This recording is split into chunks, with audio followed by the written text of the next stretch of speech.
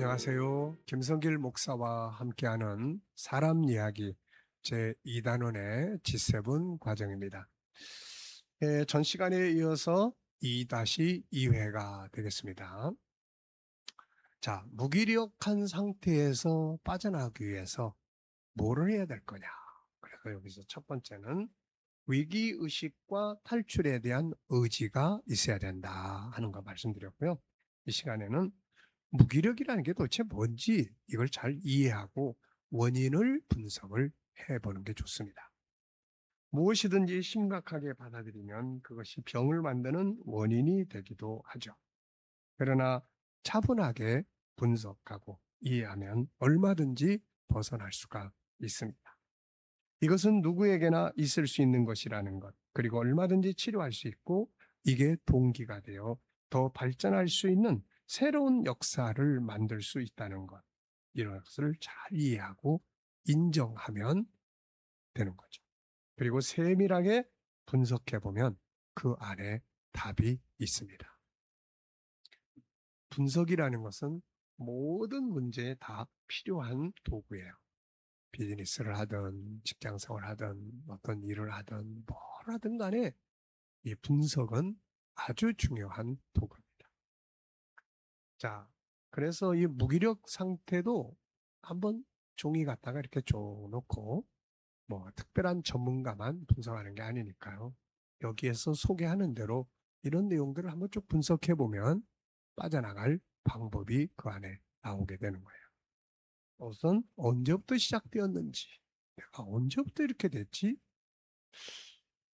도대체 언제부터 한번 쭉 생각하시면서 이게 시작된 출발점, 또 시작될 때는 어떤 사건들이 있었는지, 어떤 사건들이, 뭐 공부하는 아이들이 무기력한 상태에 빠지게 되면은 그 중에 이제 아주 즐거운, 재미난, 또 이쁜 선생님들이 들어오면은 공부에 동기가 생기죠.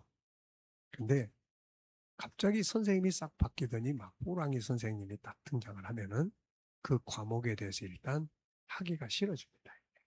무서워져요. 하기가 싫어져요. 하기 싫은 것을 계속하면 나중에 재미없고 무기력한 상태에 빠질 수 있는 거죠. 그래서 시작될 때 어떤 사건들이 있었는지 이걸 찾아내는 건 굉장히 중요합니다. 또 인간관계 때문이었는지 어떤 환경 때문이었는지 왜 이런 상태가 되었다고 생각하는지, 이대로 간다면 1년 뒤, 5년 뒤에 어떤 모습으로 나타나게 될 것인지, 그리고 이런 상태가 되기 전에 자신의 삶은 어땠는지, 활기차고 열정적인 때가 없었는지, 그때는 어떤 요인들이 작용하고 있었는지, 그 동기를 언제, 왜 잃어버리게 되었는지, 그때와 지금은 삶의 패턴이 어떻게 다른지, 원인 정보의 재해석과 감정의 변화 시도가 필요한 시기는 아닌지, 원인에 대해서 재해석해 보는 거죠. 그때는 그냥 상처받게끔 해석을 했는데 세월이 지나갔고 내가 더 성장을 했고 그랬으니까 이제는 다시 한번 해석을 해보는 거죠. 우리 가끔 옛날에 재판받았을 때 사형이었는데 이거를 다시 시대가 바뀌면서 다시 재판하면 신청을 해서 뭐 무죄의 판단을 받은 사람들도 종종 나타나지 않습니까? 그러니까 시대의 상황에 따라서 또 내 컨디션에 따라서 내 성장 과정에 따라서 이 원인은 다양하게 해석될 수가 있게 되는 거예요. 그렇기 때문에 내가 어렸을 때 받았던 어떤 그거를 그냥 진리처럼 부둥켜 안고 갈 필요가 없다는 겁니다. 내가 몸이 약해가지고 또 어떤 컨디션이 아주 안 좋아서 있었던 어떤 사건을 보편적으로 평생 그대로 인정하지 말라는 거예요. 그때는 내가 좀 컨디션이 안 좋았으니까. 먹는 것도 소화도 잘 안 되고. 그래서 그런 일이 생긴 거야. 근데 지금은 달라. 해석을 다르게 할 필요가 있다는 것이죠. 원인 정보에 대해서 상처받았을 때, 그리고 감정의 변화. 내 지금 감정은 바뀌는 거예요.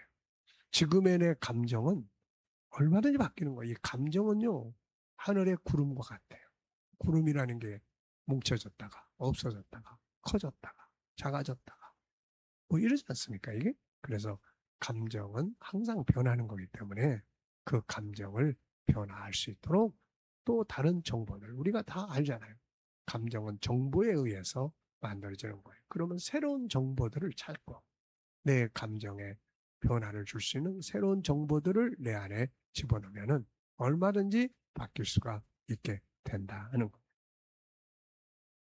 자, 그래서 분석을 해라. 분석. 자, 이해와 분석. 그 다음에 이제 세 번째는 셀프 대화. 자존감 높이기, 자기 학대하지 않기. 모든 심리 질병들이 그렇지만 무기력증 역시 낮은 자존감에서 생깁니다. 자기 자신을 무능력한 사람으로, 자기는 노력해도 안 되는 사람으로, 자신은 되는 대로 살다가 죽어도 되는 존재로, 자기 자신에 대해 분노하게 되고 자기를 생각하는 한숨만 나오는 한심한 존재로 생각을 하고 있으면 안 되는 거죠. 그래서 가장 중요한 것이 자기와의 대화예요. 무시하는 대화가 아니라 자기를 이해하고 자기의 장점을 찾아주는 대화입니다. 자기를 이해하고 위로하는 거죠. 그렇게 될 수밖에 없었던 상황을 이해하고 격려하고 자기의 장점을 찾아서 한번 적어보는 거예요. 뭐 10가지가 됐든 20가지가 됐든 성격적 장애, 관계적 장애, 기술적 장애, 어떤 특징적 장애, 이 장점. 그러니까 이 장점들을 찾을 때 이렇게 성격적 장점, 또 뭐 기술적 장점, 또 뭐 관계적 장점. 나는 딴 건 잘 못하는데 인간관계 너무 잘한다. 이렇게. 나는 성격이 이런 부분은 참 내가 생각해도 좋다. 그러니까 이렇게 영역을 나눠가지고 장점을 쭉 찾아보는 거예요. 장점이 나타나기 시작하면은 뭔가 기뻐요. 즐거워요. 그리고 의욕이 막 만들어집니다. 자기를 이해하고 위로하고 자기의 잘하는 점을 찾아서 칭찬하고 잘했던 부분들을 찾아서 칭찬하고 자기를 사랑하고 자기도 잘할 수 있다는 확신을 심어줘. 자기가 잘 못했을 때도 가능성을 찾아서 위로해주고 때로는 자기에게 편지를 써서 위로하고 격려하며 새로운 결단을 갖게 해보는 게 좋습니다. 잘못된 무기력에 빠져있는 자신의 모습을 결별을 선언해보는 것도 좋은 거예요. 야, 원래 나는 그런 모습 아니야. 너 이제 나한테서 떠나. 그리고 너는 나는 너하고 같이 행동 안 해. 그리고 결별 선언하는 거죠. 그리고 자기 존중법 15가지. 우리 앞에서 이미 다 살펴봤잖아요. 자기의 가치를 스스로 인정하고 존귀함을 선포하고 자기와 인사하고 존귀한 언어를 사용하고 존귀한 가치를 찾고 자기를 이해해주고 자기 용납하고 수용하고 희망을 갖고 사랑의 고백을 하고 위로하고 자기와의 대화, 칭찬과 축하의 대화, 자기에게 편지 써보기, 자기 충전하기, 자기 치료하기, 자기 것 소중히 여기고 존중하기, 행복 프로그램 만들어 보기. 이런 것들을 해도 아주 좋습니다. 그러면 이제 새로운 정보들을 내 안에서 끊임없이 발산을 해요. 무엇보다 자기 학대는 금물입니다. 그리고 알고 보면 인간은 학대를 할 정도로 무능력한 자가 아니에요. 몰라서 그런 겁니다. 알고 보면 인간은 누구나 존귀하게 인정받을 수 있는 능력을 다 가지고 있습니다. 하나님의 형상을 가지고 있기 때문이죠. 그러므로 나쁜 점만 보지 말고 자기 안에 있는 좋은 점을 찾는 노력이 필요한 거죠.